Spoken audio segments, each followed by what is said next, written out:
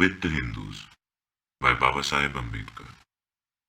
It is impossible to believe that Hindus will ever be able to absorb the untouchables in their society.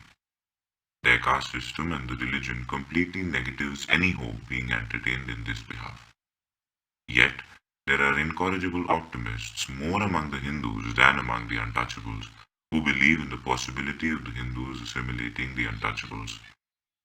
Whether these incorrigible optimists are honest or dishonest in their opinion is a question which cannot be overlooked.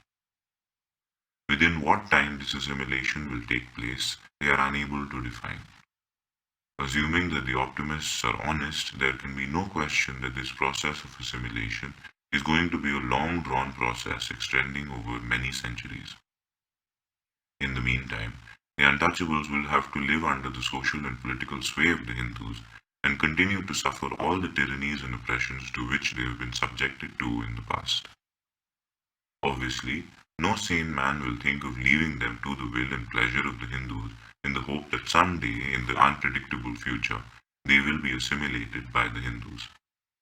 Long or short, there will be a period of transition and some provision must be made against the tyranny and oppression by the Hindus. What provision should be made in this behalf?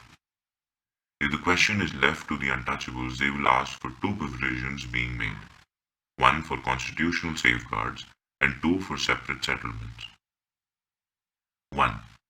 The nature of constitutional safeguards for the protection of the untouchables they have been defined by the All India Scheduled Caste Federation, a political organization of the untouchables of India in the form of resolutions.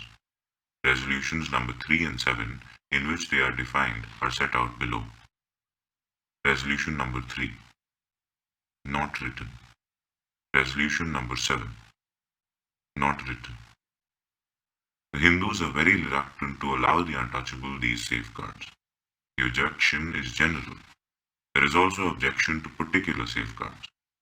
The general objection that the untouchables are not a minority and therefore they are not entitled to safeguards which may be allowed to other minorities. The argument proceeds that the basis of a community to be called a minority is religion if one is entitled to be recognized as a minority. The untouchables are not separate from the Hindus in the matter of the religion.